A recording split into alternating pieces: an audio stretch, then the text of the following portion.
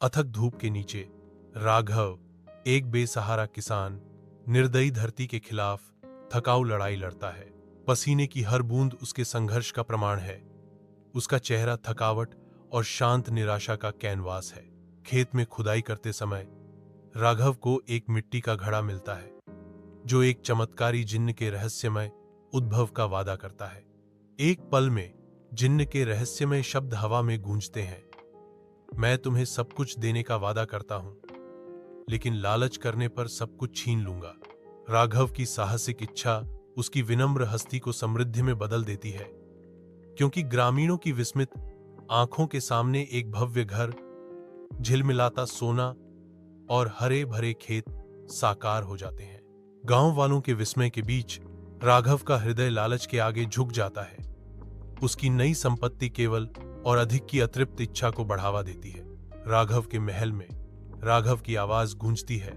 उसकी आंखों में लालच साफ दिखाई देता है और वह और अधिक भूमि, धन और शक्ति की मांग कर रहा है। अपनी मांगों की घोषणा करते हुए राघव का स्वर महल की दीवारों से टकराता है, जो उसकी सत्ता की प्यास को दर्शाता है। मैं राजा बनना चाहता हूं, मुझे वह सब कुछ चाहिए जो मेरा है। अन्य सबता।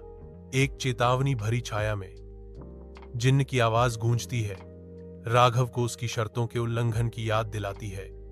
राघव, तुम शर्त तोड़ रहे हो, सावधान रहो। भाग्य के एक क्रूर मोड़ में राघव अपनी आलीशान दुनिया को बिखरते हुए देखता है, जो धूल और टूटे सपनों का एक उजाड़ विस्तार छोड़ जाती है।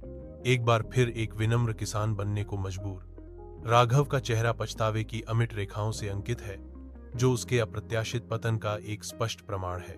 राघव सुबह की कठोर रोशनी से चित्रित निराशा की तस्वीर लिए अपने उजाड़ खेत में अकेला बैठा है। अपनी अनुभूति का भार उसे कुचल देता है, क्योंकि वह लालच के भयानक अभिशाप को समझता है। दर्दनाक स्पष्टता के एक क्षण में वह पहचानता है कि सच्चा सुख उसी में निहित है जो उसके पास पहले से है।